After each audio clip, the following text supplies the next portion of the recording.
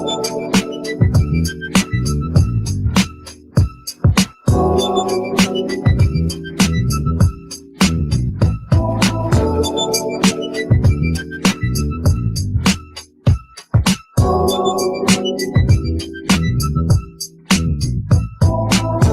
you're conscious and awakened, you heard about Sonnetta TV. If you're conscious while you're hating, some of us think too small, just too afraid to fall. If you're conscious and awakened, you know that the studio gets deep. Black news and history in the making. Let's get up from the fall, wise up and take it all.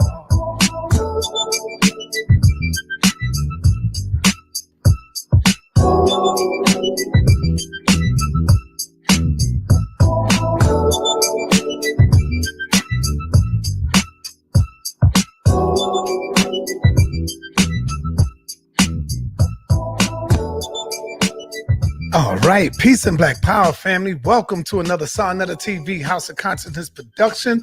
Family, you're going to love this one. We have a powerful, beautiful sister here, a scholar, a researcher. And Sister Napah, I just want to pass it to you so you could bring the sister on. I would love for you to go ahead and introduce her and bring her on, sister. All right. Can you hear me? I hear you. All right, wonderful. Thank you so much, Sonnetta. Peace and Black Power, family. Assalamu alaikum, Hotep, Jambo, Ashe, Shalom, all the greetings of love and light. Yes, today we're honored to have our guest, Èzili Dantò, and she is a human rights attorney, an advocate and activist for our people, especially our people in our homeland of Haiti. She's a historian, a playwright, and also a master choreographer and expert of the expression of spirituality of Udun through dance. So I am so very happy to welcome you on to our platform, sister. Thank you so much for gracing us and sharing yourself and your time with us today. How are you? I'm good. Honor and respect. I'm so honored to be on Sonnetta TV.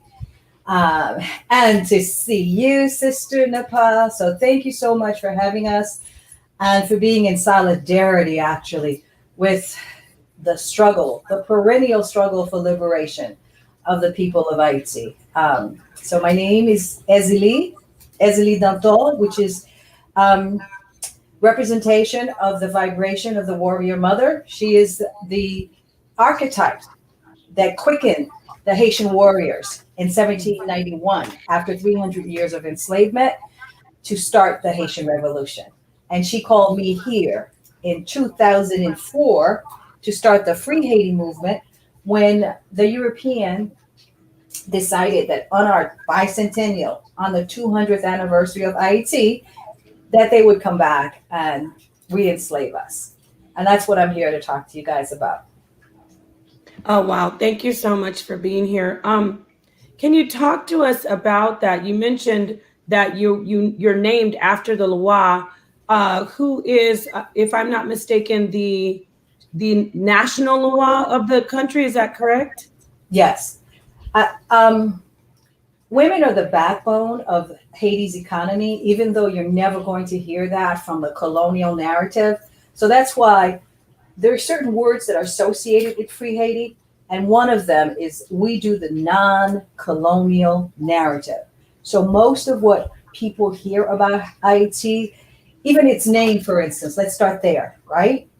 It's IET, IE, right? These are the words of creation, IET, but the European changed it to hate for a reason.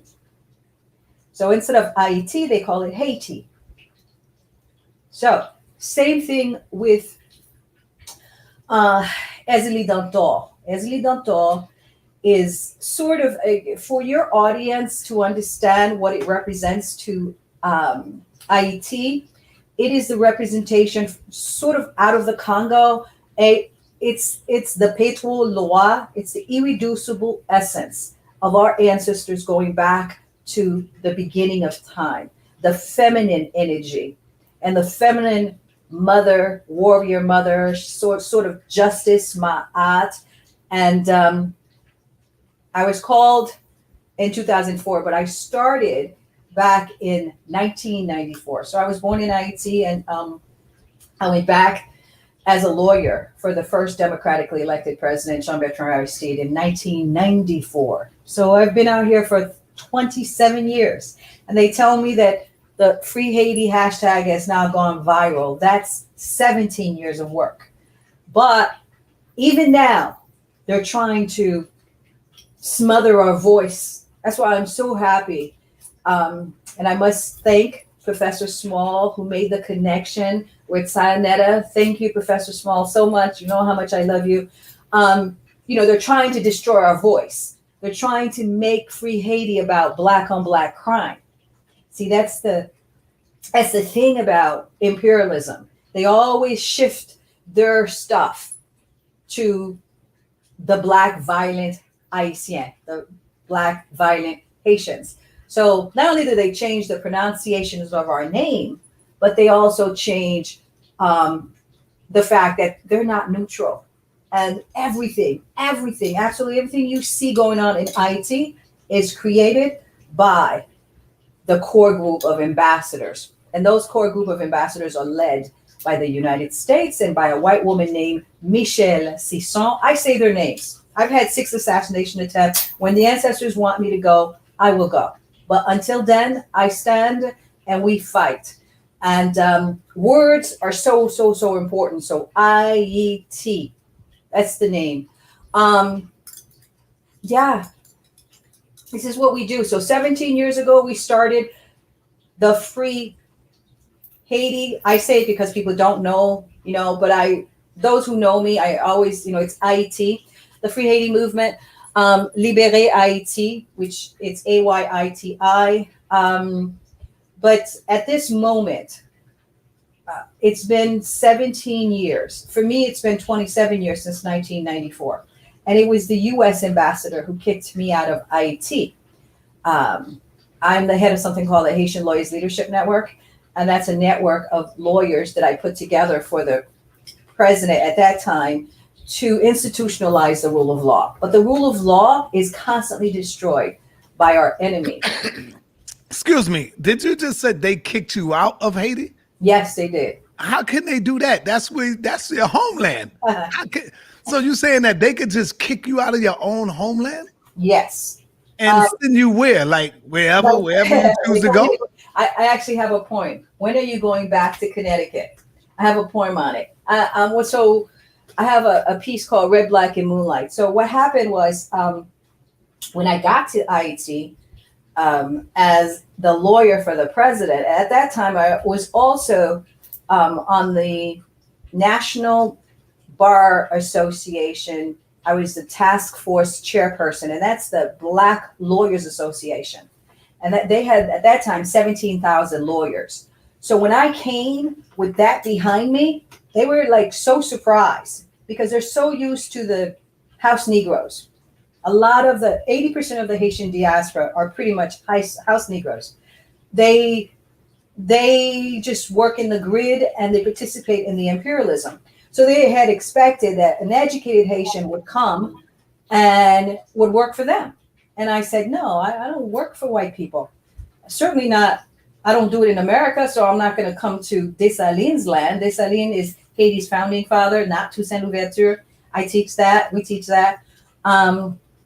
So the U.S. ambassador, at that time, his name is Larry Swain Saranetta.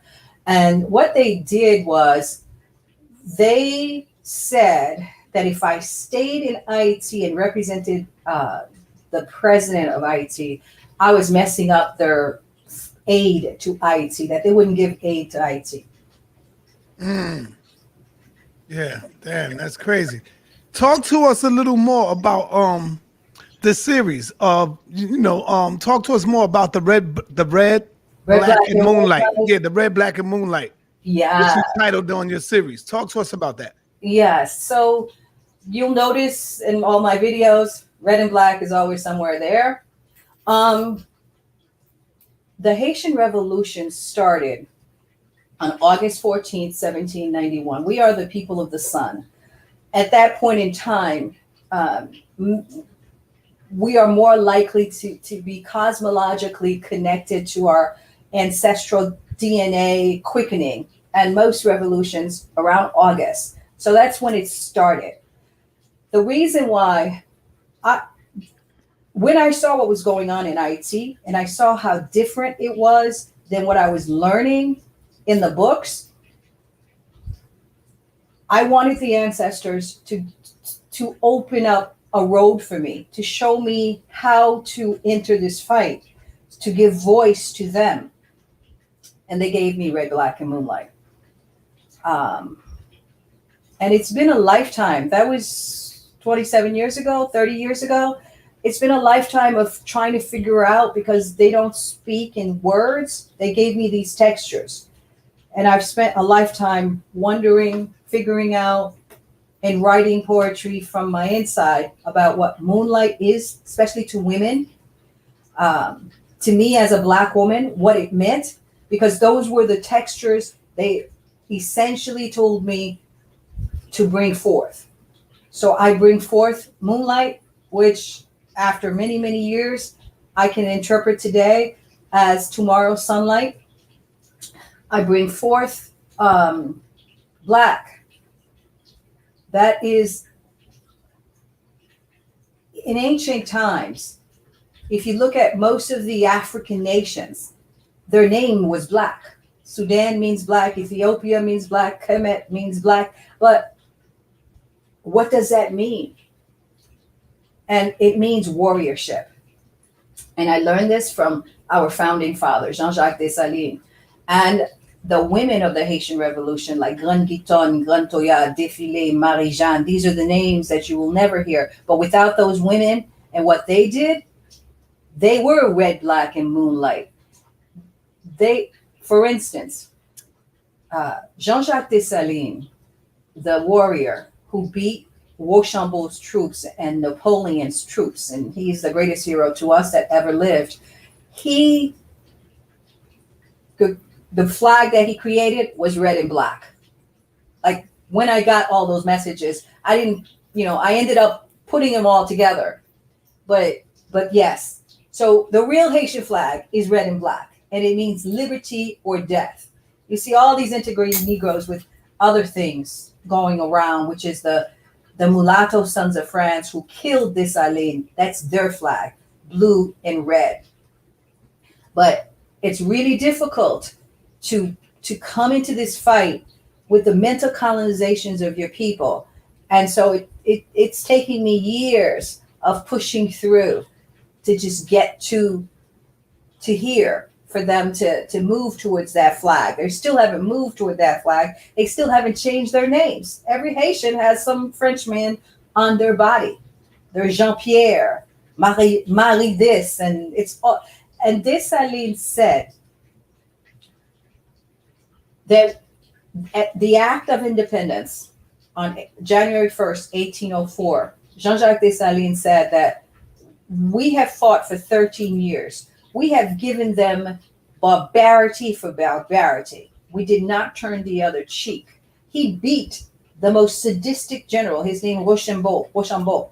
He's the guy that the mulattoes thought was on his side, and went to a party and he gave their heads to their wife. Mulatto. He did like what Hitler could only dream of doing. He used to put all the prisoners in the hull of a ship and then gas them to death. He said to Dessalines when he came that I'm going to beat you like a child. And when Dessalines beat him at Vertières, he had to kneel and ask for passage out of Haiti. So, but the mindset of Yorugu, Mundele, whatever you want to, we call them Mundele. Dr. Ani calls them Yorugu. Credo Amutuar calls them Chichayuri, these people without a soul, these people who actually feed on the Black woman's children, like their grief. They feed on that. You give them grief, that's what they feed on. That's what makes them strong. So they do the colonial narrative on Haiti. Just, I'm hoping, at least today, to give you example of the lies that they tell about Haiti.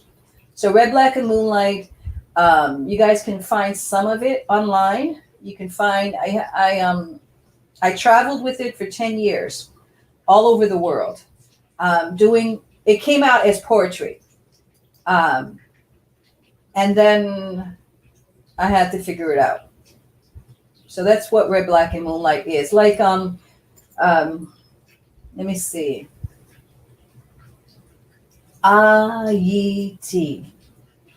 I feel it sounds in my very pores. I'm going to forget all my own stuff. You guys can find Red, Black, and Moonlight online. And you can find me doing it in my very pores. Oh, Lord. Yeah. Yes, those are, that's how it goes, you know? Yes. I have a lot of it. I talk about what Black means. I connected to the Haitian Revolution. I connected to us being cosmological people. I connected to primordial space, Ambadlo Nanguine, because Ambadlo is a space where our ancestors is. It means underneath the waters. It literally means underneath the waters, and it's a place where the thin ray of your conscious attentions can't reach. And if the thin ray of your conscious attention does reach, you're not there. And that's what that poetry is able to do on various and multi levels. Yes, So let me ask you this before I bring on Napah and let her run down a list of questions for you. How corrupt? Hold up, Napah, you got your mic.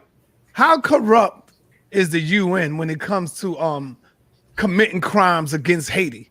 How corrupt are the UN right now today? The UN is a criminal organization. They are the most undemocratic organization on the planet. And I teach that the day the UN falls, somebody will say my name, Èzili Dantò. That's what we live for. We live for that. Yeah. What are some of the current crimes that they have committed against Haiti? Pedophilia is one of them. Say that again. Pedophilia. Oh, wow. Go ahead. Okay. They are, the United States have brought them into Haiti because they left us alone, at least physically, for a long time. And now because the biosphere is changing and the time of Èzili has risen, they need to move that DNA out of our body. When you bring in a group of very poor soldiers from different countries, and you so the rape, they rape children, women, and men. I have gone after many UN soldiers for raping children as small as 6 years old. When you rape a child or a woman, you create a dysfunction throughout the whole community. And so the United States, the imperialists, they use sodomy as a weapon of war. And they use the UN and the World Bank and the IMF as weapons of war.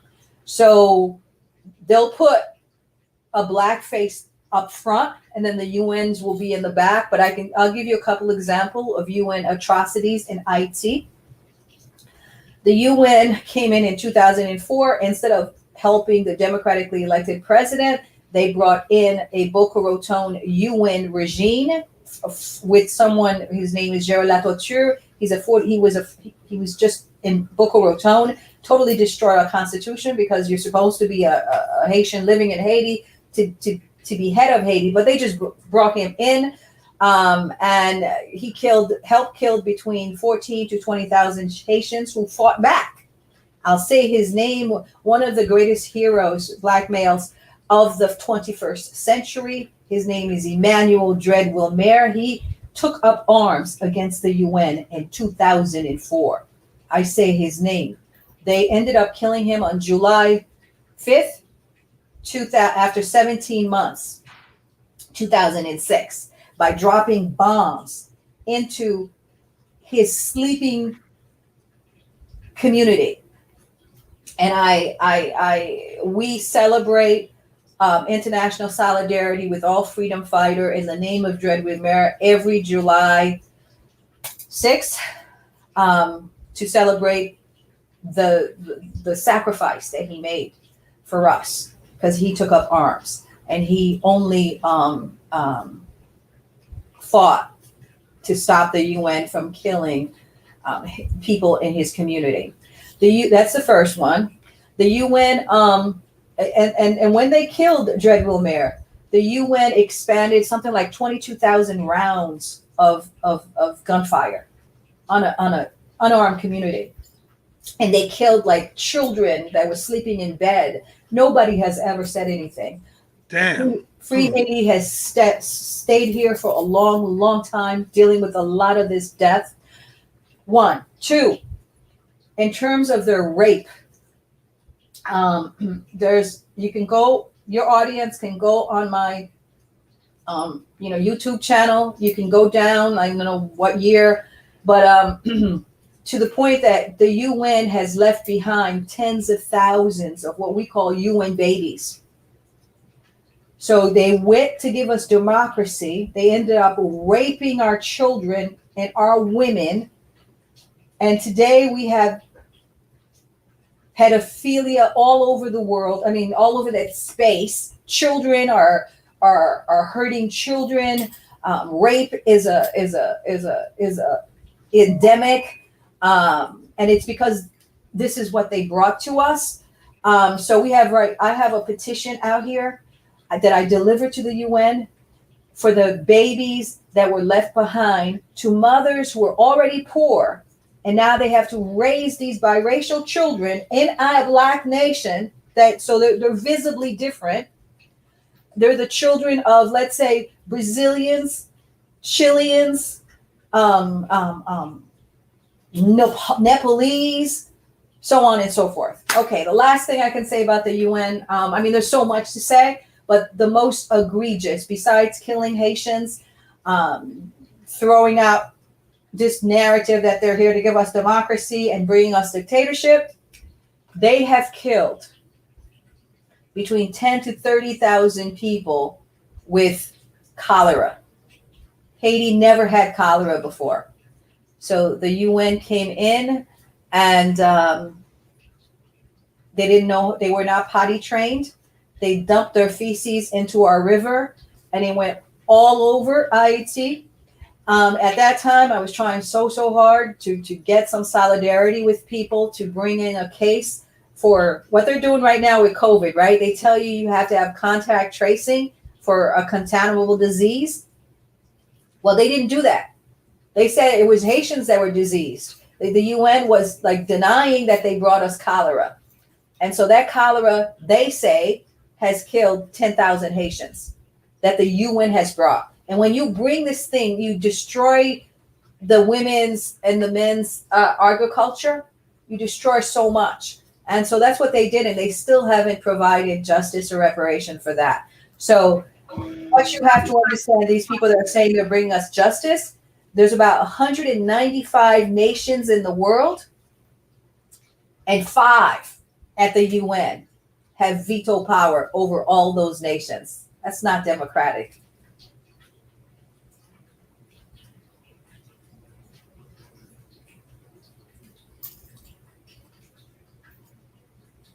I unmuted my mic. Yes, thank you so much, sister. I'm very well aware of what's going on in our homeland in Haiti with the cholera. And if people don't know that's this particular disease was not even in the modern times, people shouldn't even be sick from this. But yes, I have heard about the UN contaminating the water there.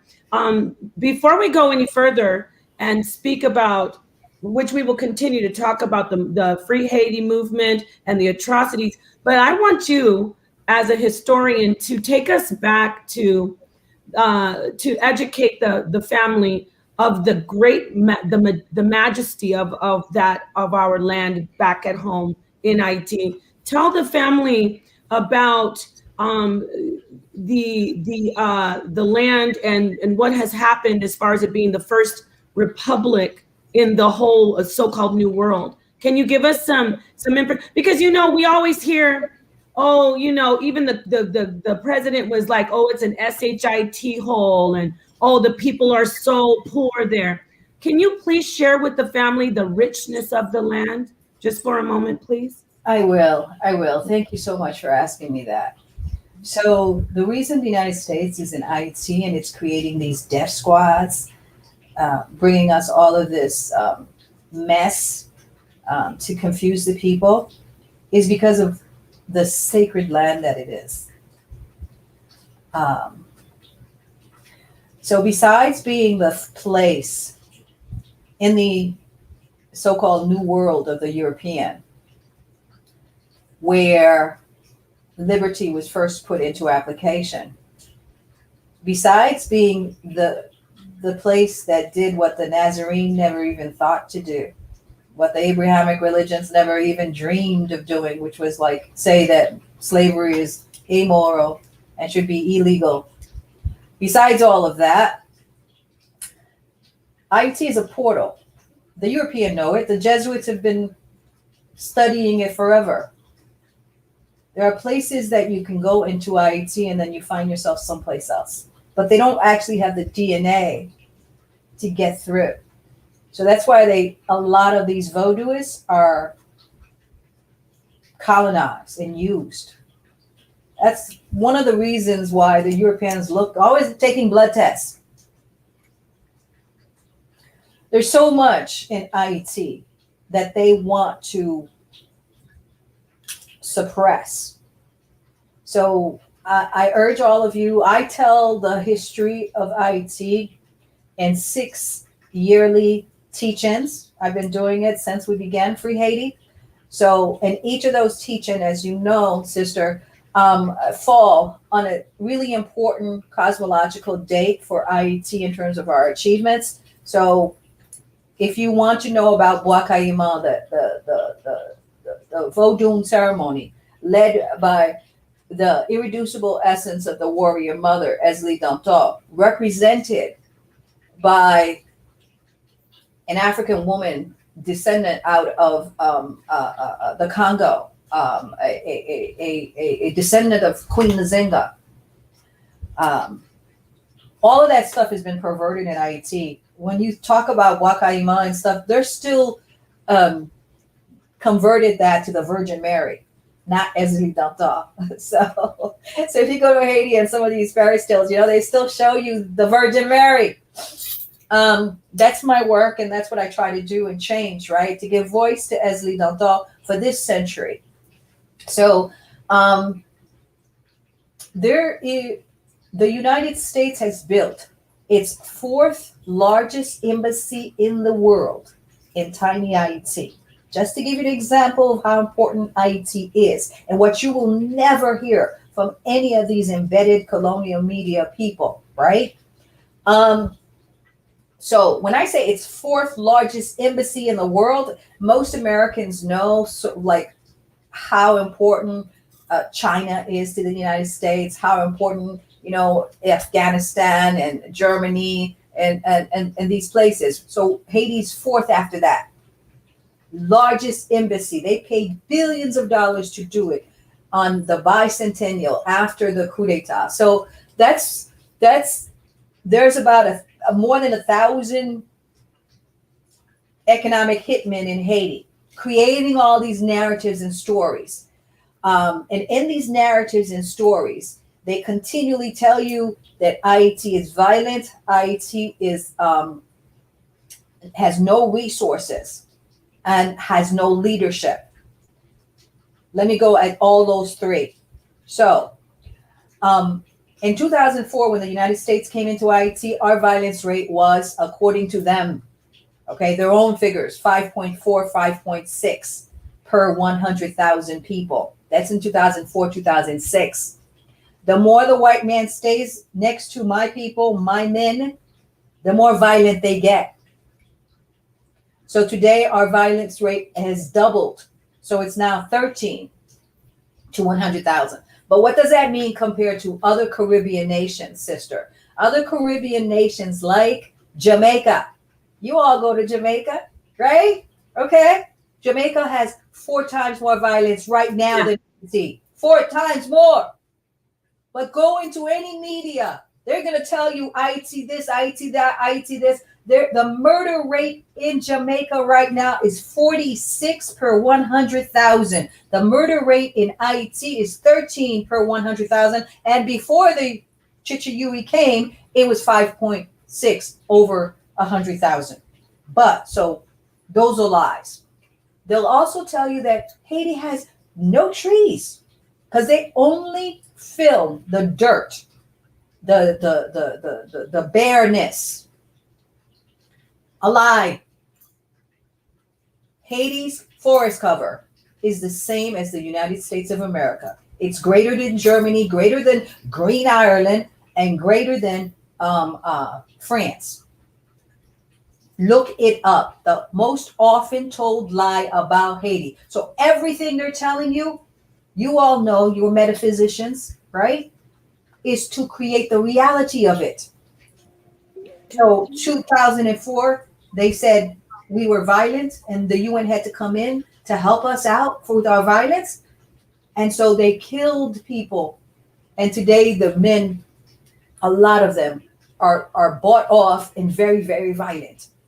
But still, our violence rate is less than tourist haven Jamaica, which this is how they do their, what they do is they take deportees and other people who they've corralled in the military prison industrial complex, and then they'll send them to Haiti to go kill the community that they need to change the people that are fighting on the ground to not have dictatorship. And a lot of that is hip hop. A lot of that is connected to Mr. Wyclef Jean. Wyclef Jean, yeah. Okay? But African Americans they don't know the difference between an Èzili Dantò and that Kneegrow, Negro. That, stood in your face and told you after Hillary Clinton and Bill Clinton stole $13 billion of earthquake funds, he told Black Americans to go vote for her. And they stole children too, not just money. And covered up cholera and said that it was Haitians that were diseased and let it become epidemic and did not quarantine their Nepalese soldiers. After all that, Mr. Wyclef Jean, in order for his record contract and for the personal gain of it, told you to go vote for. I said, if a dog is standing next to Mr. Hillary Clinton, Mrs. and her husband, vote for the dog. Thank you. Obama, Clinton, and Biden are the ones that are responsible for the dictatorship you see in Haiti today. Because we were fighting since 2004. They could not put in a dictator. They did it with Michel Martelly, who's a gross man. He's this bisexual guy who the UN groomed. He's a carnival king. He wears thongs on stage. They made him president of Haiti, Mrs. Clinton and Bill Clinton. After the earthquake, when we said 310,000 people had died in 33 seconds, we were traumatized. We said we don't want to go to election. There was no electoral cards. Everything had fallen down. Well, they used that opportunity without electoral cards to give us a president. And he went for 5 years, and now we have 5 years of his successor, his hand-picked lover. So in the land of red, black, in the land of Ogu, we have the men in pink running Haiti. Wow, wow. I want to ask you. I want to add a little something anecdotal. I told you about my family. And Yeah, tell the audience. I don't know much about. I've never been to Haiti, but I have been to the island on the other side. But I want to ask you a question. When you say the thing about the news and the media telling the lies, something came to mind about one time they did a story about, oh, these poor Haitians, they're eating mud cookies, they're so hungry. But that's something that in my family, it's the mud, the minerals, it was like a thing to do for your health. It wasn't like people were starving. So I want to ask you, was that like, what about that story that they put on the news? Was that sensational, or am I like, from what I've heard in my family, is it just like they were twisting it? Do you Yeah, remember well, that when they said that? no, I think you are correct, right? So what they don't tell you is that 30 years ago, Haiti, the women of Haiti used to feed the whole entire country. And then Bill Clinton started dumping Miami rice in there. And the Miami rice was subsidized by the US government.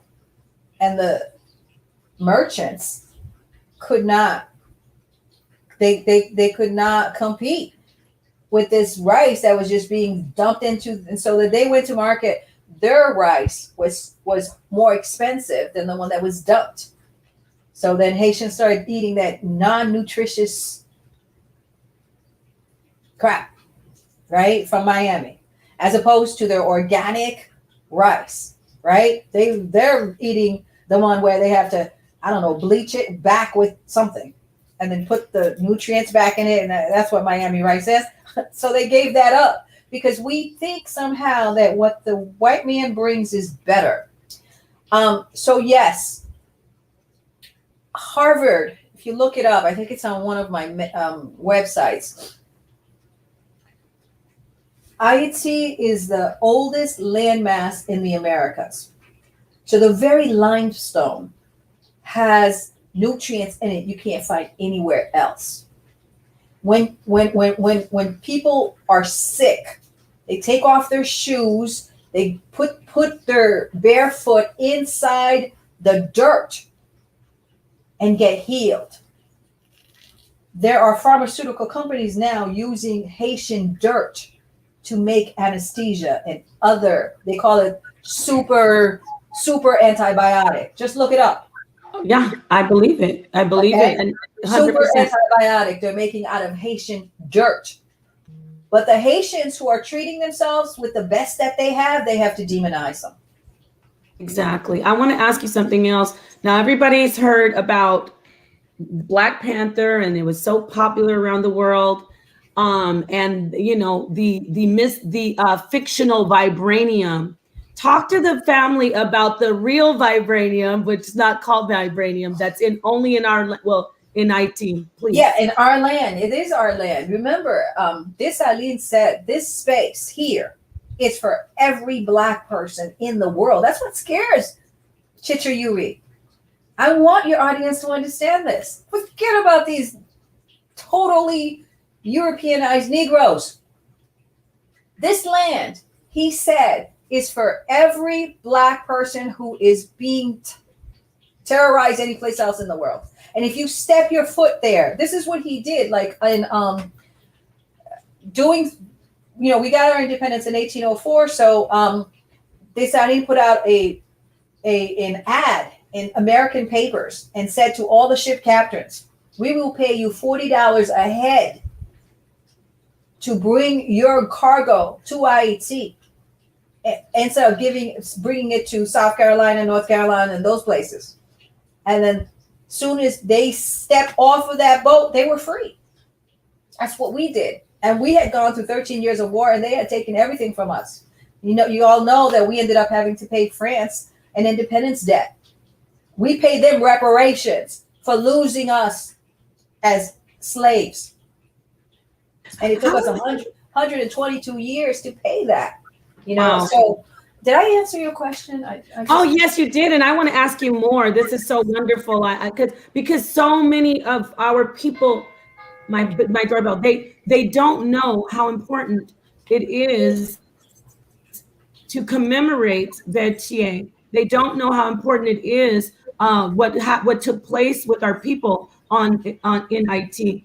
So I want to ask you, can you at least talk to our American brothers and sisters who are born here or descendants of the slaves here?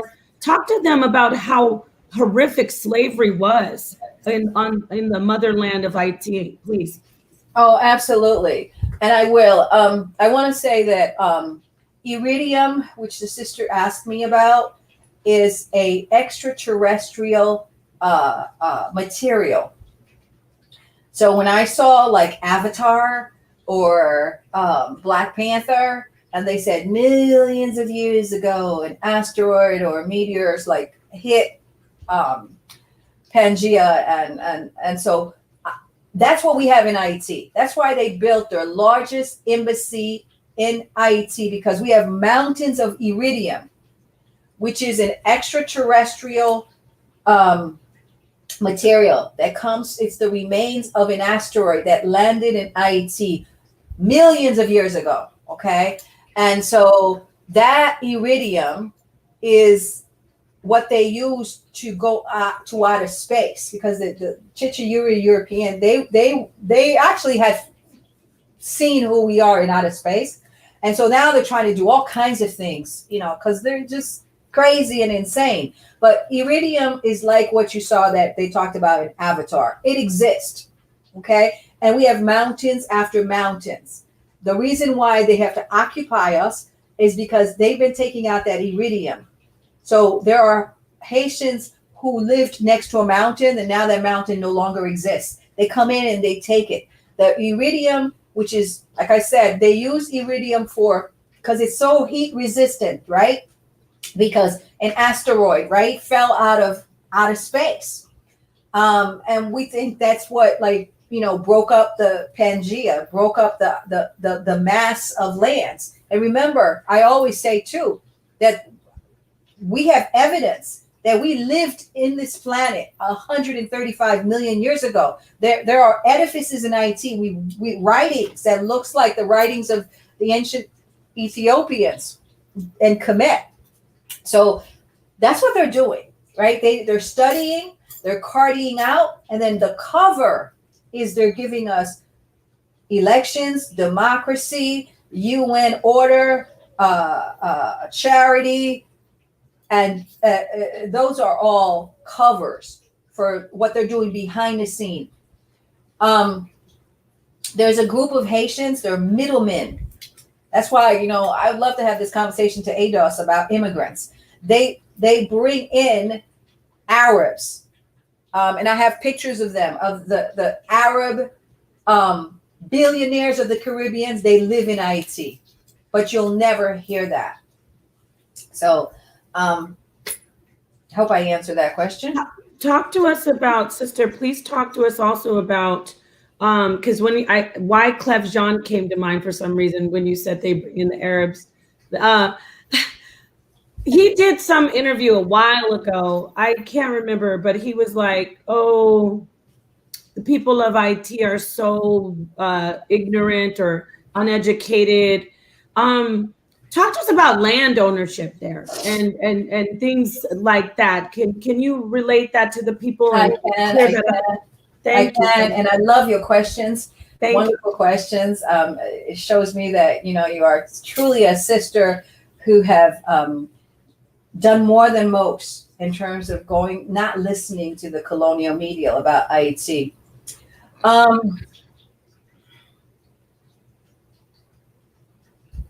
The white man, this is, and he does it all the time. That's why I say to Black people, you're simple-minded if you don't know how to fight back, because he never changes his modus operandi, right?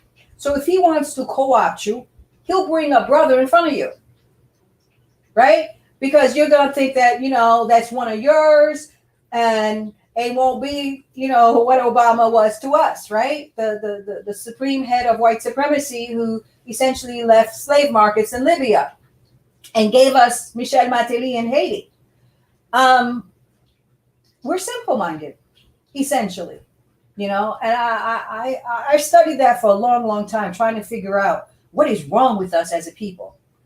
And my only conclusion is that we've lived so long, maybe, that physical reality is not important to us. Maybe.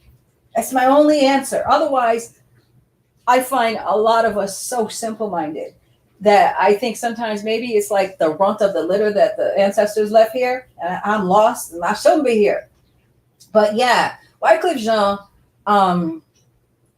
is used to him and another one. There's Ron Daniels too. He's the other one from the United States that goes into the Black community with the Boulets and the NAACP, Mark Moriels, and the others. Who is that guy from the NAACP? Derek Bell, who I knew a long time ago. He's from the NAACP, and he came down with Wycliffe Jean. Wycliffe Jean had a charitable organization named Hiele, and he came down. He pushes for the Clintons. He pushes for the demon rats.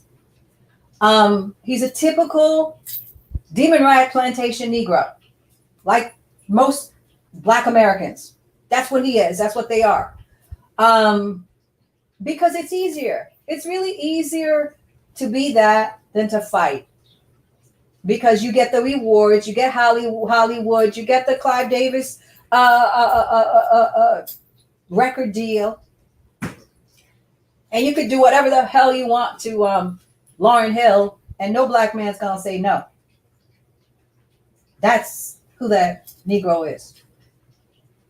And I Well, what you're referring to. I did 1804 with Tariq Nasheed. Right. And that Wycliffe Jean was on it, I have no idea why, because I had to then spent like a lot of time exposing what he said was untrue. Mm-hmm. But it is what it is. We have to work with the platforms that we got.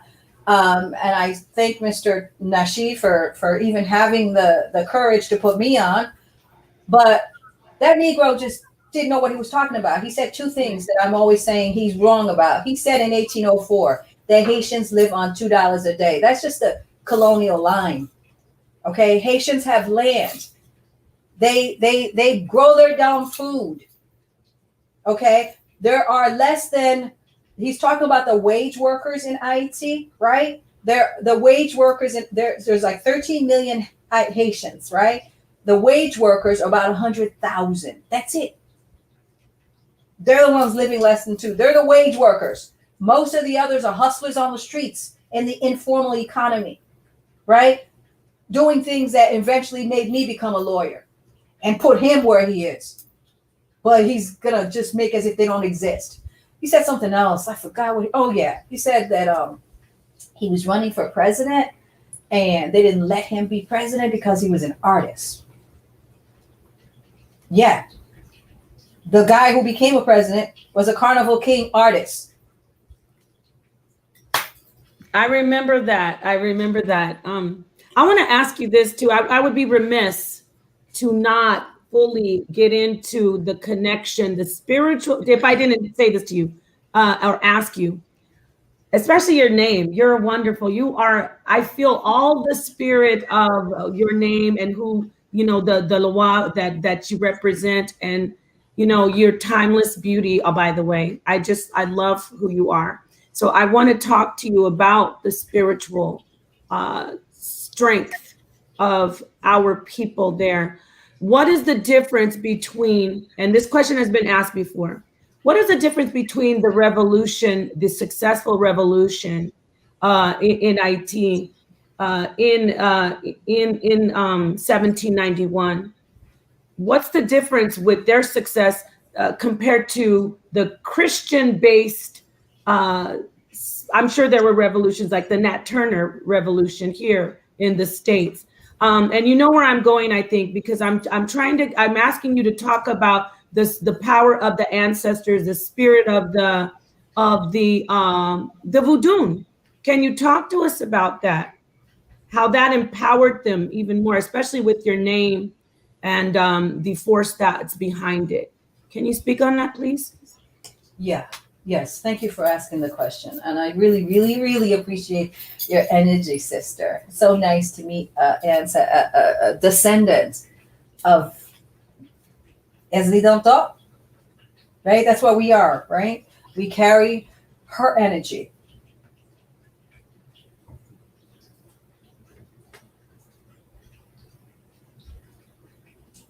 Right now, the people of Haiti are fighting back. And they're fighting back alone. And I'm here only to tell the truth about what they are and what they're fighting. Recently, I was talking to one of my grassroots students on the ground. There's going to be like almost every day, Haitians are going out to the street saying no to dictatorship, no to what's going on, right? And every day the US sends mercenaries, snipers, to shoot them in the head so that they can chill out the rest of them. So you could be walking in the street with your friend and then like he drops. You don't know why he drops, and you look in the ground, you see a hole in his head. I have a couple of videos out about that. There were like 6 US mercenaries that were caught in Haiti last year. I have 2 videos about that if you want to know all the specifics of how they're killing us. Is that Blackwater? Yeah, they were using essentially like that, exactly like that, Blackwater. But Blackwater has changed its name, so now it's all different types of consultants. The ones that came to Haiti just recently, they were running around with guns in their cars, no license plate, and they wear cagoule. They wear like black, so you can't see that they're white. And they're trying to stop the demonstrators who want to get rid of their dictator. And the way they're doing it is by shooting you from 2 miles away. You don't know who did it. Right. And now they have a thing where they've paid hungry, criminal-minded people in the ghettos, because you can always find opportunists, right? And those they're trying to take over. Like right now, Cité Soleil has many districts, and there are Haitians who are holding down their district, right, from this U.S. invasion with, mercenaries and dictators, whatever. So they have hired black death squads to kill, for them to kill each other. They want a Rwanda in Haiti. But I just said to this young man, because I've had 6 assassination attempts, I would not be here if it wasn't for the ancestors, right? Because each time they told me something was coming, like my whole body would run. Like I don't have any hairs on my hands or whatever, but I would feel like I had hairs, right? If I picked up something that had poison in it because they tried it, my whole hand would shake and I would know to put it down. This is a gift, right? If it wasn't for that, I wouldn't be here. So I say to Haitians, the ones right now who feel so alone, who feel so there's no way they can stop this, the greatest military on this planet, the core group that are the core group of ambassadors in countries. They are, first of all, Michelle Sisson, this white woman led by, she leads the 9 other nations that have come together with one fist on a tiny nation that's never attacked anybody. All we have is our spiritual power. They need to destroy that. But see, I'm telling you, you guys listen to me. I'm telling you right now, and you know who I'm talking to. What's within you is greater than all their instruments. When Jean-Jacques Dessalines and Grand Guiton and Grand Toya, when they faced the cannons of Napoleon, they said, bullets are dust.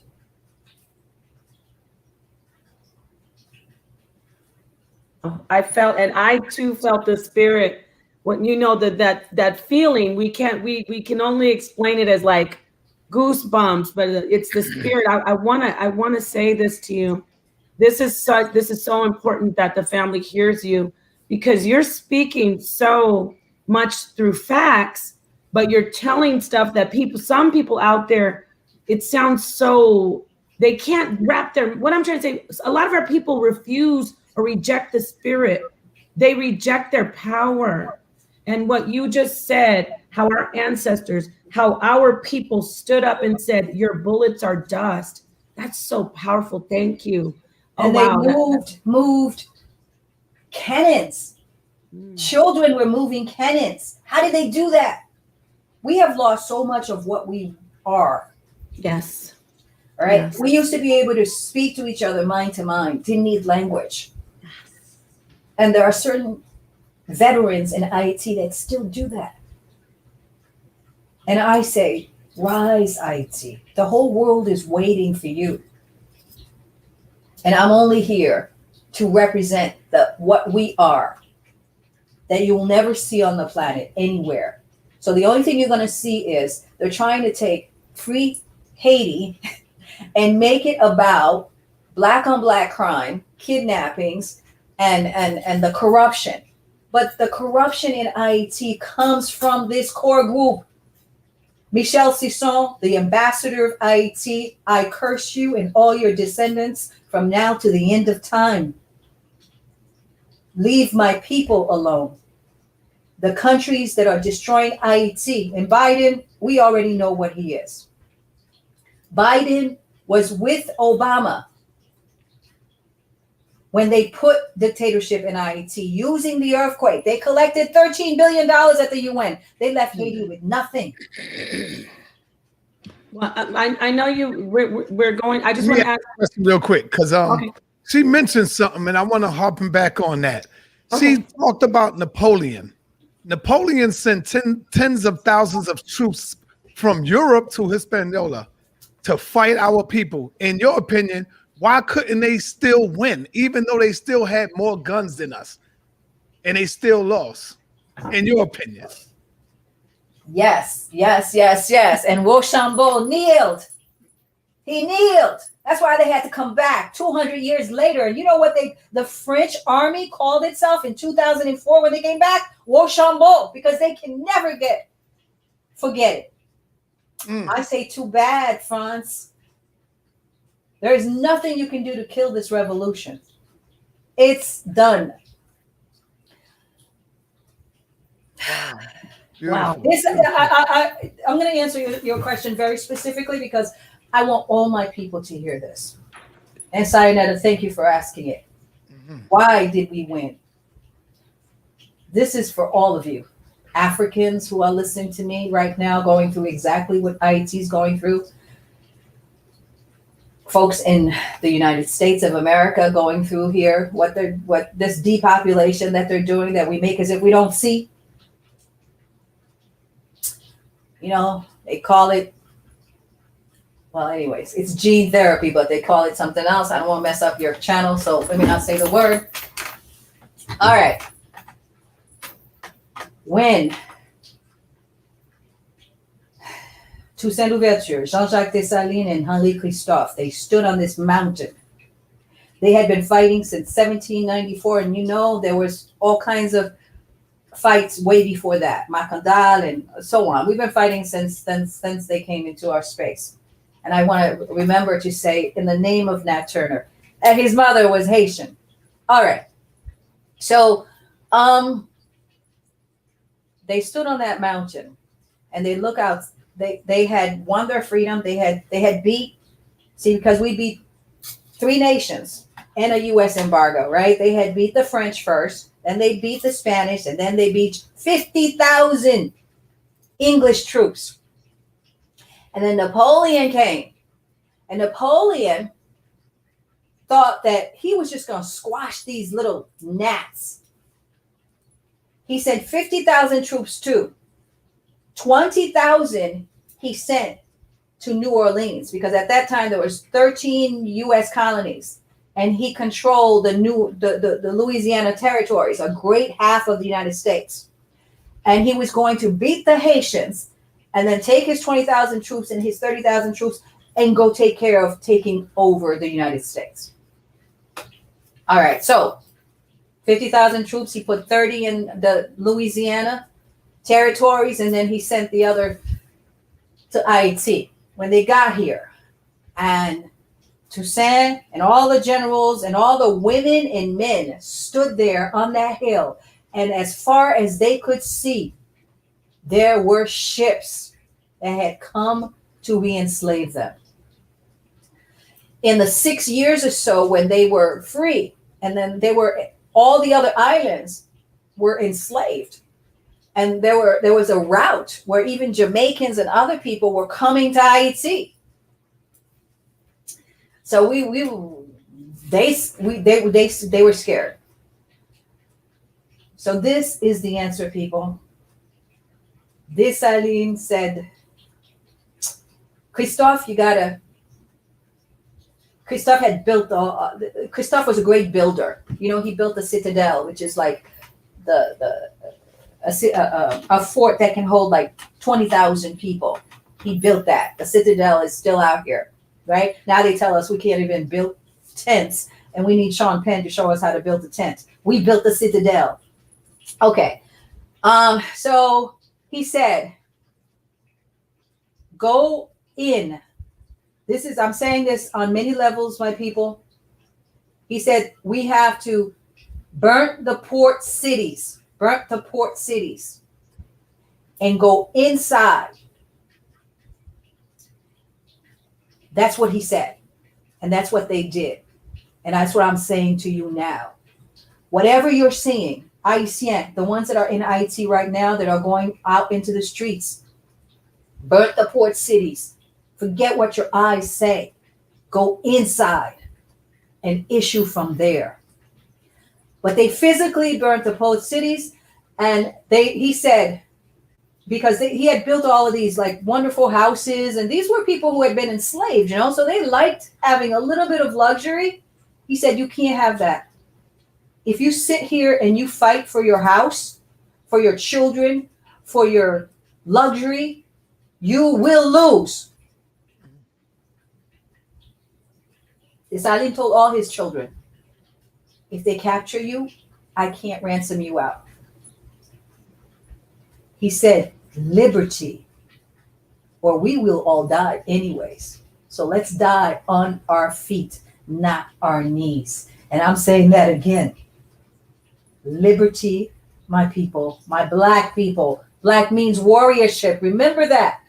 The Samurai warriors, black. Y'all hear that? Y'all hear that, Moss? Warriors. That's Sister, what is the Free Haiti movement about? Talk to us about the Free Haiti movement. The Free Haiti movement is a movement that teaches how to get to this point where you are confident enough to go inside and to know that you're living for a community, not for self. To know that you go back to the beginning of time and that we are the people of the sun and nothing really touches us.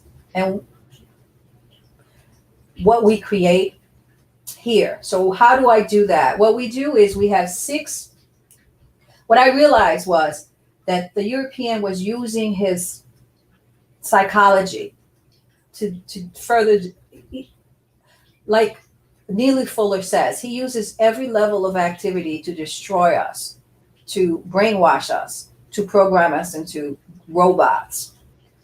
So the Free Haiti movement is an antidote to that. We teach Dessalines words. We teach what Wakaima is. We teach what Vetier was. You can go to, I was wearing that beautiful necklace when I did, I think, one of the Vetier teach-ins. So the Free Haiti movement is an anti-imperialistic, anti-dictatorship movement. It teaches Black history that goes back before Kemet, like I said, Makita Bilquis, came to the Americas, set her foot in Haiti. We are a world people. Wherever we go, we've been there first. We teach that history. We teach our cosmology. In January, so we teach 6 events a year that hopefully that the children of the next generation will never bow their heads in front of anybody. And we strategize with the warriors, both here and in IT, to get rid of not only imperialism, but the idea that profit is more important than people. And we teach that we as Black folks have a culture, and that culture is our sword. That culture is how we express ourselves. And that culture is not pedophilia. This president just now, he just made pedophilia legal. He said any children under 15, excuse me, you can be 15 and any adult can decide what they want to do with you. Yep. We are not pedophiles. We are adults. And we protect our children. That's what Èzili Dantò does. We protect our children. And we want men like Jean-Jacques Dessalines. Jean-Jacques Dessalines is the only man that I know, Black man, who defined what a Black man is. And he put it in a constitution. So Black men, step up. You've got... Okay, sister, we can't let you get away without talking about this. My father's Dominican as well. I have some Dominican background, of course, but I still would like to know the truth on what's going on with our brothers and sisters in Dominica and over there on the island. Though y'all both share the same island, what's the relationship like between the Dominicans and the Haitians, brothers and sisters over there today? What is the relationship like today? Have we figured it out yet that we are being used against each other? No. Dominicans hate Haitians. They were raised to hate Haitians. They believe they're Spanish. Their ancestors are not Africans. That their ancestors are not Black. Now, that's not all of them. You got some spots that know who they are, like me, for example. You got some out there that knows, and I agree with you too. I agree with what you're saying. You're 100% correct, because I've came in contact with them too.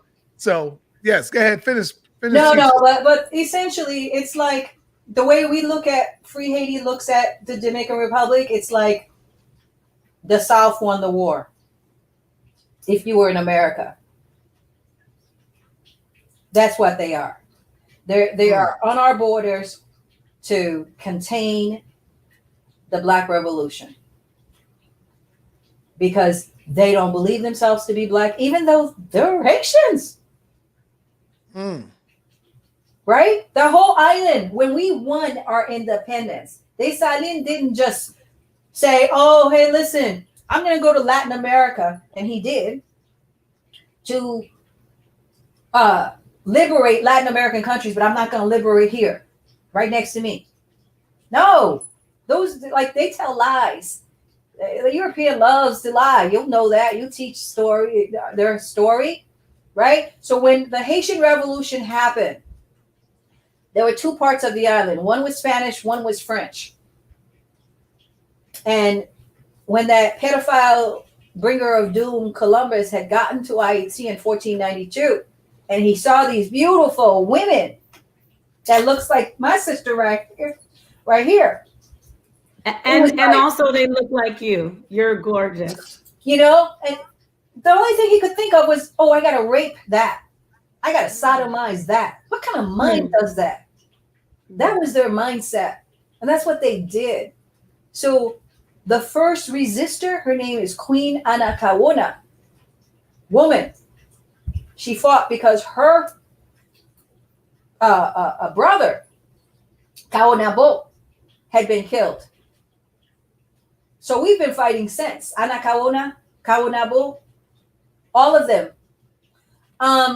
So the Dominican Republic, it's I don't know what to do or say about them except that they are taught that they're not Haitian, they're not Black, they are Spanish descendants. And if someone pushes them, they'll say they are the Taínos. They descended directly from the Taínos, and that's who they are. Excuse me. May I ask you this? And you're absolutely right. I want you to speak about the Haitian Dominicans, and even if people don't know how those Haitians who lived in the DR were forced to leave, even though they were citizens there. Can you talk to the family about that history? Yeah. And it was done under Biden and Clinton. I mean, Obama, excuse me. Right? And that's why when I saw those Negroes jumping up and down and smiling and crying when Biden won, I was like, right? Wow, what planet are you living on? It's shameful. So under Biden and Obama, the Dominican Republic made apartheid legal, and no one said a word. If it had been done under Trump, oh my God, all those white liberals would have been like bleeding hearts, and all their boule Negroes would have been, oh my God. But it was under Obama. They denationalized 200,000 Haitians and took their lands and deported them. And they denationalized them going back to 27 or 37. You can check me on the dates. All right. And the thing about it was, a lot of those Haitians were brought into the Dominican Republic to do work that Dominicans think they're too classy to do, like the sugar plantation work. So they just took property and denationalized them, and now they're like organ trafficking them because nobody has a record of who they are or where they are. No, nobody has a record. I want to ask you, this is so informative, and this is going to be such a special. Share this stream, family. Share it. Get it out there so people can be more aware of the free IT movement. And I want to also have you please address the agenda that's on the table now, where they're trying to say, oh, the Asians are being attacked, and not really trying to take attention off of what's going on in IT. Here. Talk to the people about what your take is on this new, somehow Asians are under siege or under attack somehow. Can you speak on that? Yeah, like I said, the white man likes to use victimhood in order to maintain white supremacy.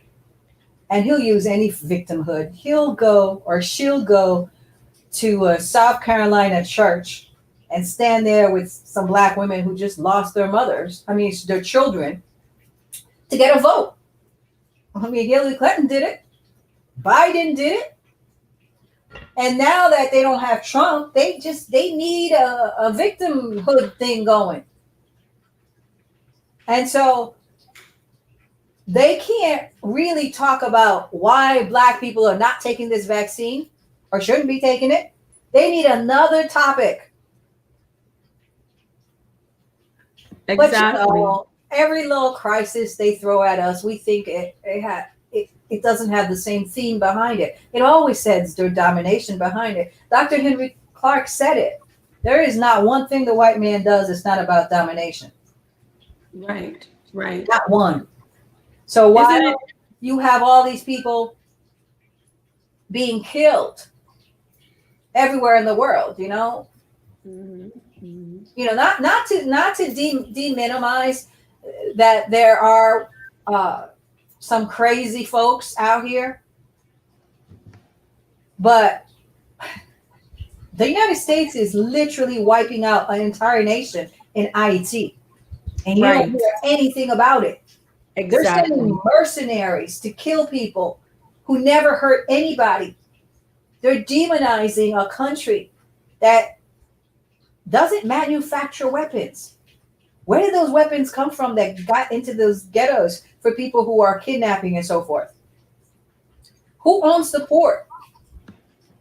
Right. I mean, and you, excuse me, I want to, because I want to jump in and just let see, some people think this sounds so fantastic.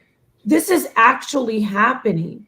And there's a lot of, all you have to do is some basic research and see the absolute travesty, the horrendous acts that are done against our people there. And if you call yourself conscious, you should definitely follow the sister and the movement. Èzili Dantò, I want to say this to you.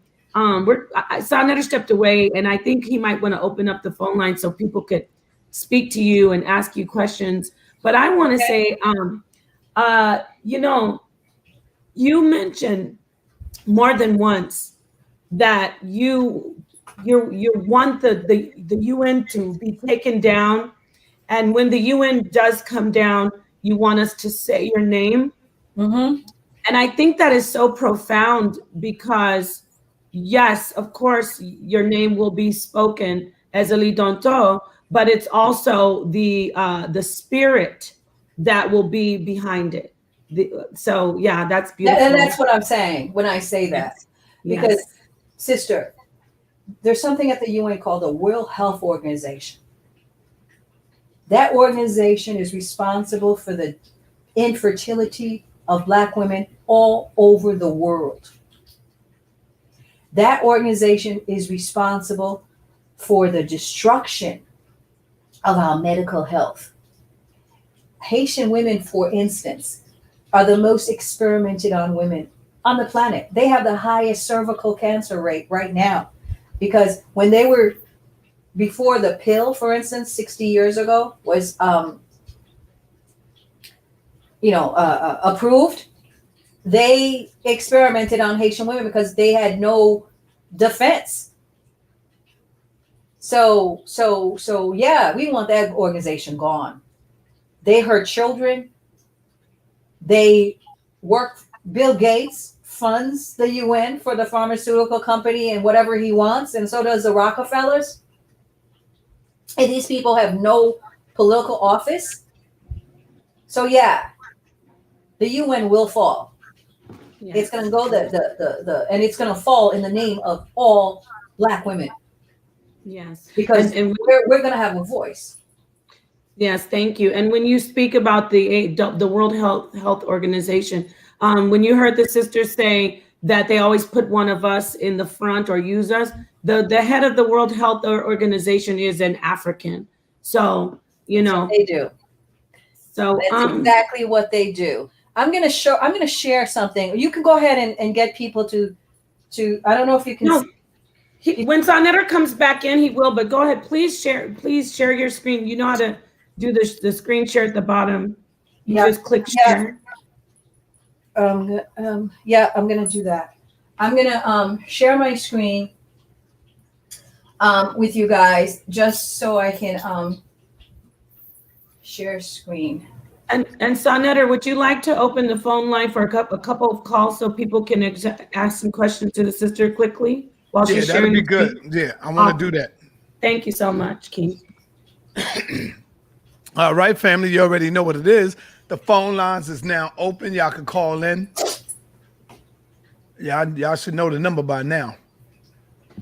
And the sister's trying to share a screen right now, Senator. Okay, I don't see it. It's trying to. So for some reason, I'm not able to. So I'm gonna.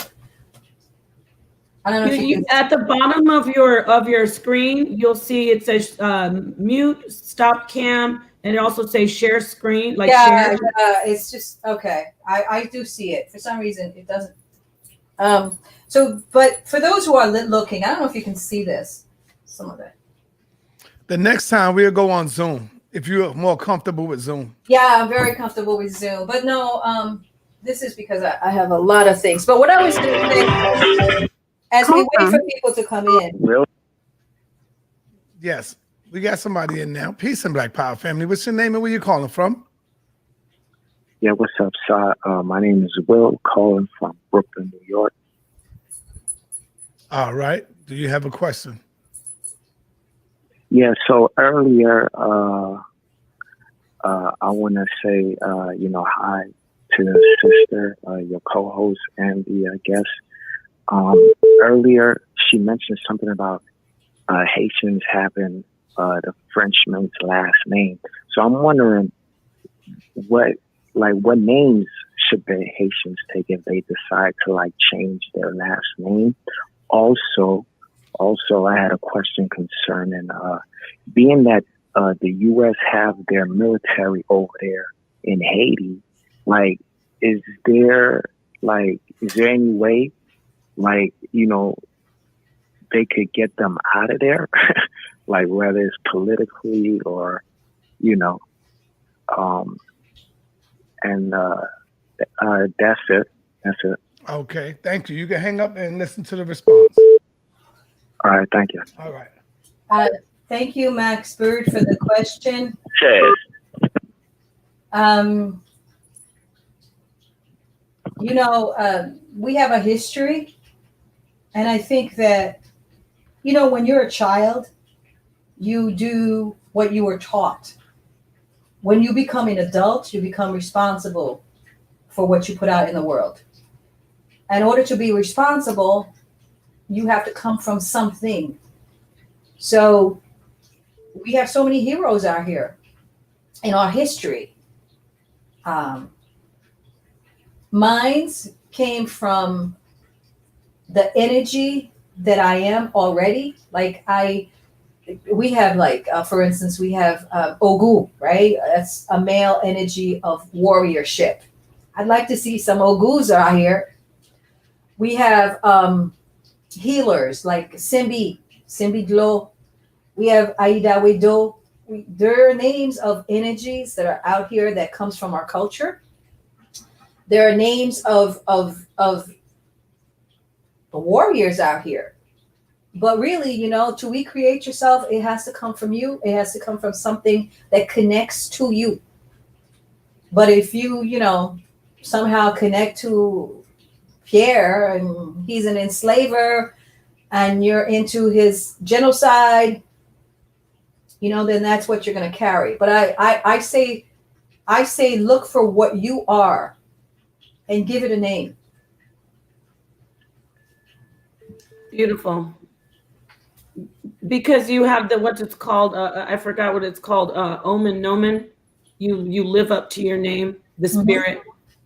And that's definitely obvious with you. You were trying to screen share something. I was. What were you going to show us? Okay, so I was trying to screen share with you guys the 9 ambassadors in Haiti and who are the ones that are responsible for the current oppression in Haiti. And and I was going to also, the only thing I see is you guys. I don't know why I see that only. So do you just want to show their pictures? Yeah, I was going to show their pictures, and it's here, but I don't see it when it comes up.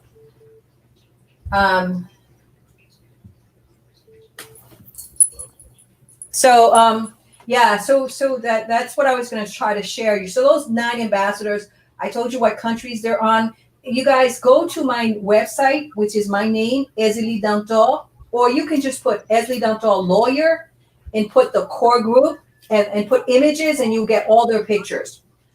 You can also do that for the oligarchs, and you get all their pictures. So I was just going to try to show you who they were, but for some reason, when I do that, we will bring you back on sometime whenever you get free. If you call me and let me know when you're free, we could bring you back on, and we'll do it through Zoom so that you can share your screen. Peace and Black Power family. What's your name and where you calling from? Say that again. Chad's calling from Seattle. Okay, what's on your mind, brother? Yeah, I want to ask Mrs. Zili, how you doing, man? You was talking about earlier that you said about the forestry. Y'all had a lot of land and forest that still has a rich soil and things of that nature. I just want to know about all the people there. Are they since they become you were saying it was bringing rice from Miami and stuff like that? Have the people become more sufficient on market food and not the environment? Because I noticed when I lived in St. Thomas for a while that the people didn't even fish. They ate catfish nuggets out of the store. So I was just wondering, was that some of the things that was going on over there as far as like the people, since, you know, the island is so rich? Are they still maintaining, able to be self-sufficient, or are they relying on people bringing them food and buying food from the market? That was my question. I'll hang up. Yeah. Okay. Thank you so much for the question. Yes, they are relying on foreign exports now for their food. Haiti has lost its food sovereignty. And I'm sorry to say, but our people don't value what's theirs. So just like they don't do in America, you know, I mean, we don't go around trying to go to Alabama and taking land and growing our food. We go to the supermarket and buy that GMO stuff. So that's what our people do in Haiti too, because there is a whole media that tells them that, you know, spaghetti from America is a good thing to eat. Okay. I am interested in your take and your opinion of Wycliffe. How did you feel about Wycliffe? Is he doing great work? Some people say he's government. Some people accuse him of, you know, being on the wrong side of the team. You know, I've been seeing him doing some great work, but then I get confused because I see people saying, "Oh, this dude is a government agent," or, you know, he's committing treason. Like, what is your take on Wycliffe? Well, Wycliffe is a agent of colonialism. You remember Wycliffe when Mrs. Clinton was going to elections? You remember how he came out and he said, "I'm voting for Hillary." You know what my reaction was? What? How could you vote for Hillary? You just ran for president in Haiti. Are you a U.S. citizen? Did you at least try to get in touch with him? Did you try to get him to teach him something? No. Oh. No. He knows. Okay. He knows. I've known Wycliffe. I was an entertainment attorney before I came to Haiti to do this work, right? Right. So he knows who I am. I tell you a personal story. When the earthquake happened, I couldn't think of a single Black man that I could go to and tell them that they're about to kill my people and raise money on their heads and destroy us and take our lands. Not a single one would believe me. So I went to Minister Farrakhan because he was the only one I could think of that might believe me. And I said, I need real money to save my people here, because they're going to use this trauma to steal our oil, gold, iridium, shorelines, and give us dictatorship. Everybody said, "Oh, Èzili, no, that's not true. They're bringing you charity. Look at all the media about Sean Penn and all these crying white people. They're going to give you charity." Oh, yes. So when I went to see Minister Farrakhan, Wycliffe Jean was coming out. So when I was going in, Wycliffe Jean was coming out. Okay, so we're on two different sides. We're on two different sides. And I already gave the story about the errors that he said in 1804. Right, right. He's the opposition. Let's just say it. I'll say it for you. He's the opposition. And you know what I did hear you say it also? I remember you saying something very, very profound. You said, I think you said it's Dessalines said, if you fought with us during the revolution, whether you were, whatever you were, you're Black with us. So what about when you're the opposition and you are Black, but you work for the other side? In your opinion, do they lose their Black card? I'm being serious about that. Can you speak on that? Oh, yeah, and you're seriously correct. You know, you lose your Black card, as far as I'm concerned, because Black is the color of liberty. Black is an action. It's the color of liberty. That is one of our teachings. You see, when we teach that there are three Dessalines, Haiti's founding father, three ideals. Like, after all my studies for many, many years, we just reduced it. I mean, there's many, but just reduce it very quickly to three ideals, right? So he said in his 1805 Constitution, before the mulatto sons of France murdered and assassinated him, that anyone who fights for liberty in Haiti, even the white people, the few white people that did fight alongside the African warriors, were all going to be known by the appellation Black. Where did he learn that from? He learned that from Glen Guiton, who was his spiritual advisor, and Tantoya, his aunt, who raised him in slavery, showed him how to fight hand-to-hand combat. She was a Dahomean warrior, come from the wars out there in Dahomey, part of the guards of that family back then in those spaces. She taught him how to fight, and she taught him how to throw a knife. She taught him how to weed the earth, and the, you know, like if a particular plant was moving this way, you knew, you know, your directions. She taught him those things, and in that space, he learned that Black is your inaction. So it's Black. When we won our revolution, it wasn't just about being a person that biologically Black, but by their action, there was a few, for instance, Polish soldiers that were conscripted in Napoleon's army. So Napoleon would fight different countries, and then he would take the men that he just conquered and put it in his army to go fight for him. And those that came to Haiti, when they got there, they said, well, these Black people are fighting just like we're fighting Napoleon for our freedom. So they joined those warriors.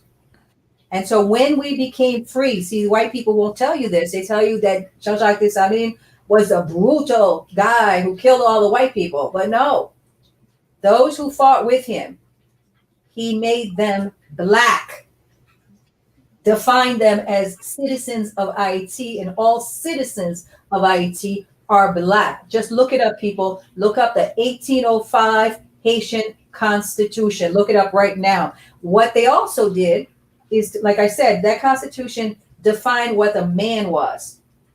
Said a Black man is. I want all my Black brothers to hear this: a good husband, a good father, and above all, a good soldier. Are you a good soldier?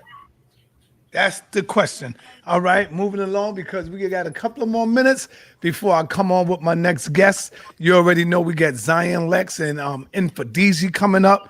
That's going to be powerful in itself. Family, peace and Black Power, family. What's your name and where you calling from? Daniel. Greensboro. Where you calling from, Daniel? From Greensboro. All right. What's your question, my brother? I want to ask her how she feel about the Hebrew community and are we Hebrew? The Hebrew community and are we Hebrew? Yes. Oh, you're a Hebrew Israelite? No, sir. Huh? I can't hear you, brother. No, sir. Okay. I just wanted to get an intake on that, the Hebrew. Oh. Dessalines said, all Haitians are Black. I'm Black. Thank you. Thank you. I really want to.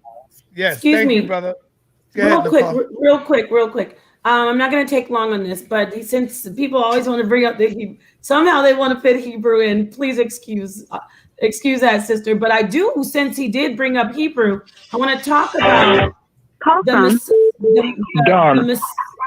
misogyny, and then I want to go back to the Dahomey, because many people don't know when you mentioned that story about Èzili, his mom, or I think you said his mom, yeah. that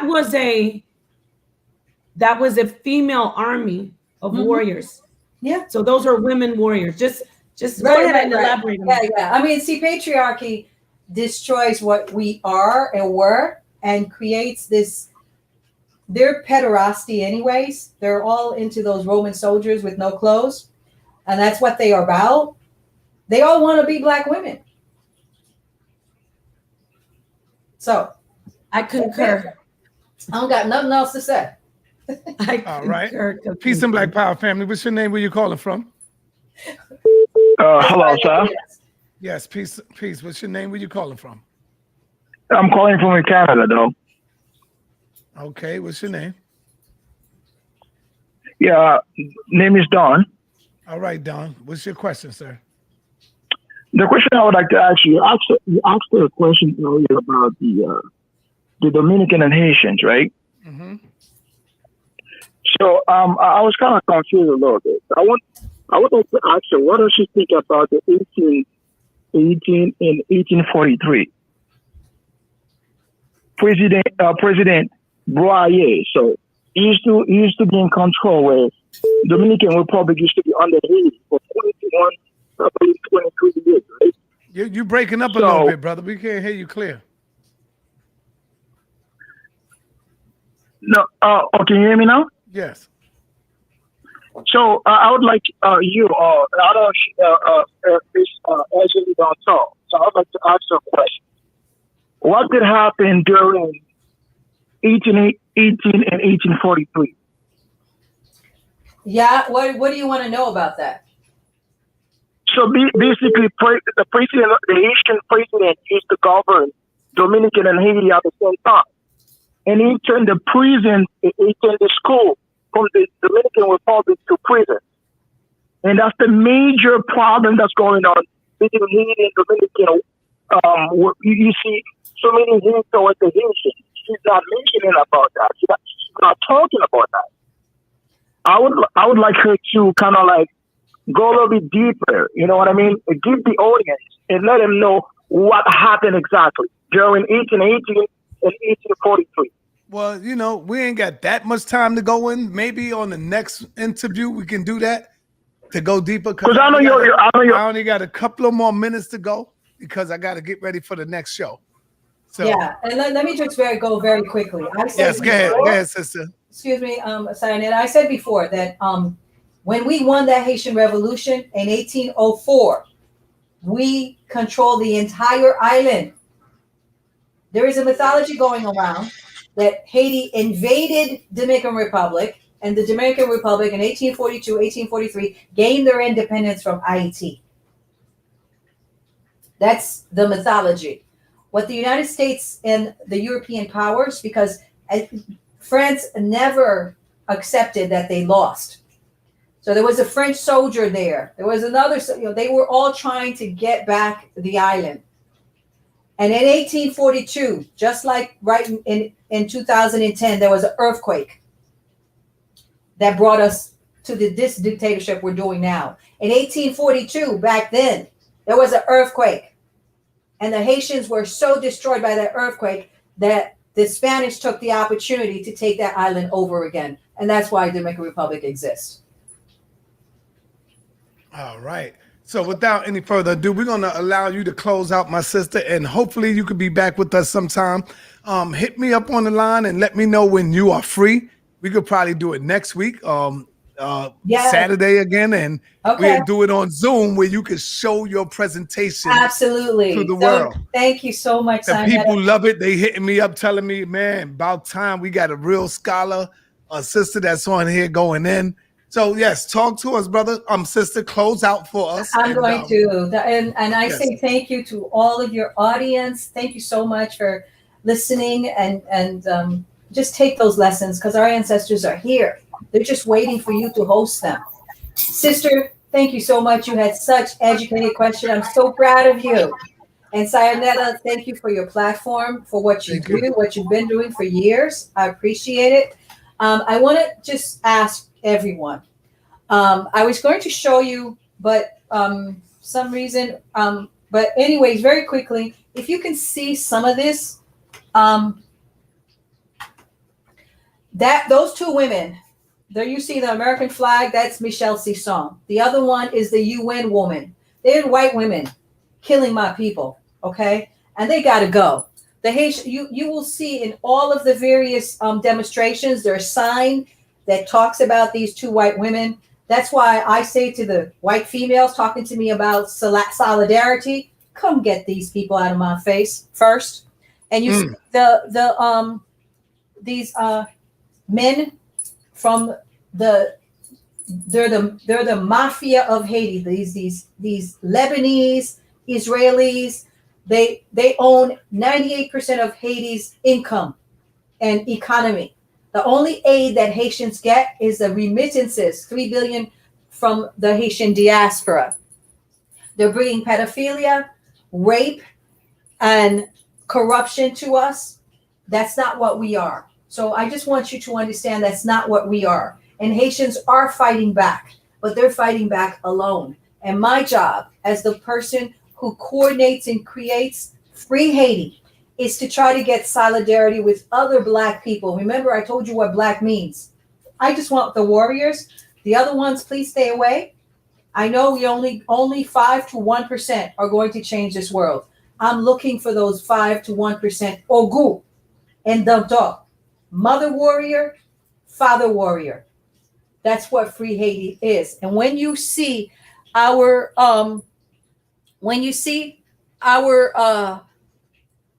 logo, come to the Free Haiti Movement on Facebook page. Please join. I'd like to get 100,000 people there. Right now, we only have 14,000. So come join that page. Give me your email. Let's stay together. Let's get rid of profit over people. This is my logo for Free Haiti. Please use it when you post. That will help us get visibility. Because right now there's a lot of celebrities saying Free Haiti, but it's almost like a trend. This is not trivial to us. This we really need to free Haiti. This is not a trend, and so I'm asking people like Cardi B and some others just tweeted this out, so then it became a word.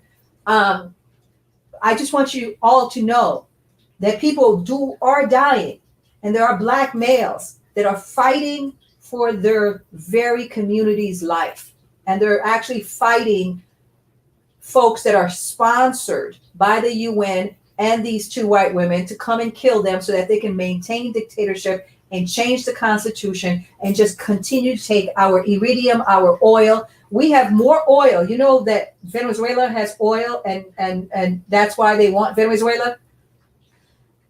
The head of Venezuela's oil is in Haiti's waters. That's why the United States also built its largest embassy there. So the resources of the country, we say, is what's supposed to elevate the people. And so all Haitians, please join the Free Haiti movement. Use this hashtag. Help the people of Haiti. Remember your culture. When you put title, when you put job, when you put anything before freedom, they have you. Thank you. And my sister, I want to let you know that when we come back next week, I got to bring in Professor James Smalls with you. That's fine. I know that's going to be awesome. With you, was you there when Professor James Smalls went over? Because I know he went over there to teach or something one day. Yeah. He's my hurt. I know Professor Small with Baina Bello, and he's the one that asked you to have me here, if you remember. Yes, he called me. Yeah, he says, please, you got to bring her over. And so, yes, sister. All right. I want to thank you for coming on. Thank you for blessing the platform. And we'll see you another time next week, hopefully. If you we can make it a date. You just let me know, and I will be. We'll do it. Thank you. Okay. Bye, sister. C'était un plaisir. Je parle français un peu. Je comprends français très bien, mais j'ai besoin de pratiquer français. So I gotta start practicing it so I can hold a conversation. All right, just call me up. Yes, nice. Okay, merci beaucoup. Bye bye. Enchanté. Thank you. That was a beautiful, beautiful Okay, interview. Black Light, you know I got to talk to you, Black Light. You know I got to talk to you, Black Light. This hurts because don't we have our own fight over here? And that's been the question for 100 years. Black Light. See, we're the only people that talk like that when you talk about that. We're the only ones that talk like that, brother. When the so-called Jews have a fight in Israel, that the so-called Jews over here stand up and make sure the world know what's going on in Israel. You see what I'm saying? Black Light. So show me where you have black people fighting over here. Where is the fight at over here? Because I don't see it. Because if we were fighting over here, we wouldn't be driving cars. We wouldn't be going to work. We wouldn't be sending our children to school. All of that's going on, brother. So show me where you see black people standing up fighting over here.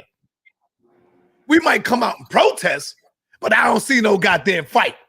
We might come out for one day and march and want to picket, but goddamn, we going back to bed and we sitting on the couch and we chilling after that. So I disagree with you, brother. I disagree with you. And what I'm saying is when they hurt one of us, we all should feel it and stand up at the same time. All of us, wherever we got to take the fight at, just like the so-called Jews do.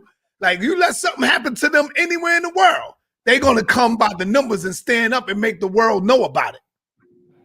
Look at what's going on with the Chinese people right now. Everywhere, everybody want to know about that. The Chinese is not just saying, well, you know what? That's them over there. And, you know, we got our own fight. Hell no. You don't see that going on. In fact, you see more black people stepping up to defend the Asians. And that's what we do best. We fight for other people, not for ourselves, because we don't look at the first laws of nature, which is self-preservation, my brother Black Light. So I just respectfully disagree with you on that. You know, that's all I wanted to say. And I want to say peace and black power. Nepal, you have done a great job as always.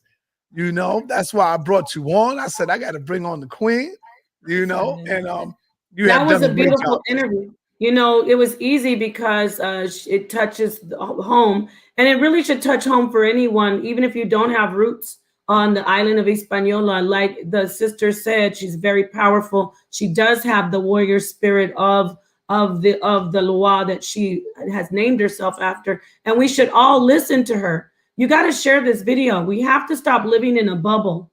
That's why we cannot succeed. I mean, you don't have to listen to me. Just go back and listen to what the sister said during the interview. She was a wonderful delight. I want to bring her and sister sit down. You know, I'm always trying to look at that'd be real good. That'd be good. You know, when I was looking at the news and seeing what was going on to the Asian people, to the Asians, the Chinese. I mean, I don't glorify it. I'm not saying, oh yes, let's get them. No, hell no. I guarantee you, I was saying to myself, I bet you that's white people and doing that, because we ain't doing all that stuff, beating them and trying to hurt them. I don't know. Hold on, Nepal. I don't know. Maybe I could be wrong. But what I'm saying is nothing's happening to them. It's all propaganda. Right. Nothing is happening to them. They have killed black people literally. We don't forget, I forgot her name, dang, Latasha, the little girl in South Central LA that was shot in the face over an orange juice that she actually was going to pay for. Don't forget about all the evil that they are still doing to black people in neighborhoods, never giving a dime back, sucking us dry, shooting us from behind plexiglass guards. This is a lie. This is a false propaganda to take the light off of our people who are suffering in IT here in America, to take the light off of black people because they have an Asian woman. She decides to give her black card away as a vice president. Now they're starting to, I'm sorry, King, because you know, I love, you know, we talked about this. I got to stop. I wanted to say this anyway, Sonetter. Y'all, black people, this is an emergency. Red alert. I repeat, red alert. Stop going and giving your money to the Asians completely today.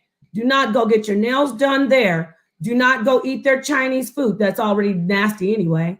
Do not do anything else for them. If you have to drive an extra 10 miles to go somewhere, do it. Stop giving them your money, because they're trying to make us look like we're racist against them when they are killing us in our neighborhoods. And I'm not just talking about with guns, with the woman shooting the little girl in the face. I'm talking about not giving back to our hoods that are dilapidated while they suck the money and the resources out of it and then go build in other communities, in white communities. So no, there is nothing against it. There no Asian in the world has suffered what we're suffering. Right. You know, the median, I'm gonna let you, I need to get this out because I wanted to do a presentation on this. Back in 2017, I said, and I have the video on my Finish the Zealot channel, the Asian is trying to replace the Black and the Latino. They're clumping us all together and say, throw them out and let's bring in the new brown. They call themselves the brown people. Why are they? I was like, why are they the brown people? Back in 2017, I said, wait a minute. How are they the brown people? I thought Latinos were the brown people. Mm-hmm. They see, this is how they hoodwinked you again. They made you think they were talking about the color, but they were talking about the social status. They were saying, right in front of your eyes, they said, by Mexicans and Latinos, we're going to be right here. We're coming up as the minorities. Now we're coming for you, Negroes, Black people. So it wasn't about the color of their skin, but they were saying, we're the new brown people. So watch out. What is going to happen is this country is going to try to take the spotlight off of all that's going on against the Blacks. What happened to Black Lives Matter? One more thing. Do you notice every revolution, there's another group hiding underneath, ready to come in? They just let us do the dirty work, the hard labor. In the 60s with the civil rights movement, okay, we had the Black people leading, desegregate, we shall overcome. Let's sit in, let's have these sit-ins. Then after we did all the hard work and got everything established for the civil rights movement, what happened? The gay movement came in. Yes, I'm not slandering or bashing. Here comes the LGBT, the WXYZ movement. They took over. Go do your research. Bayard Rustin wasn't working with Martin Luther King because he was Black. He was working with Martin Luther King because he needed to get the groundwork laid so the same-sex people could get their rights. They used the Negro to do the hard work. Fast forward to now, George Floyd, Black Lives Matter, everybody tear stuff down. And by the way, the Asians were kicking Africans out of their homes.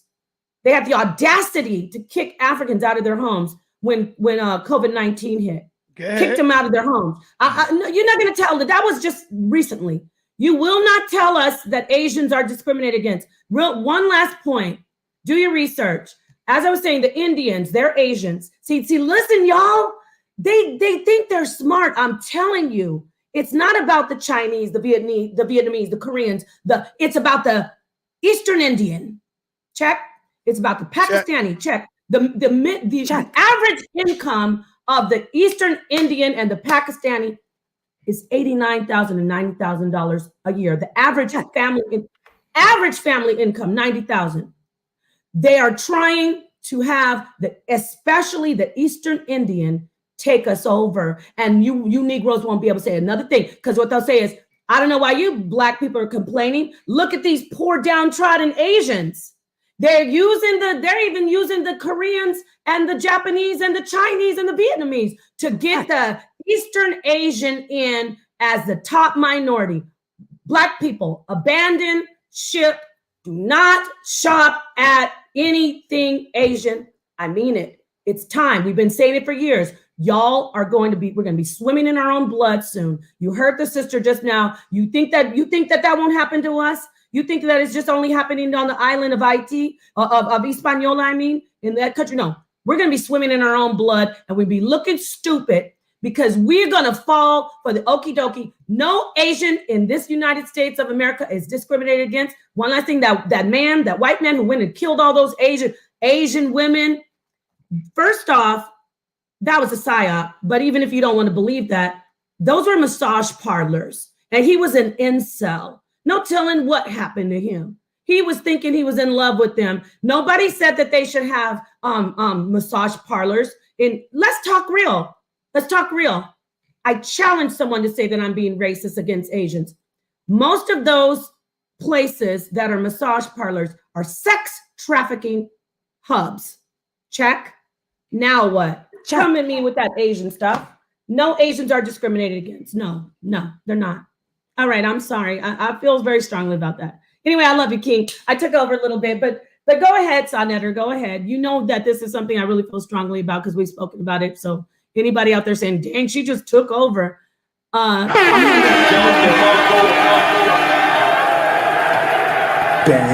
bang, bang, bang. Shit like that, shit like that, shit like that. But anyway, yes, I mean, I agree with everything you were saying. Yes, you cut me off, but I mean, it was a good cutoff. I mean, it was like an alley-oop, and you took it and you just slammed it in home.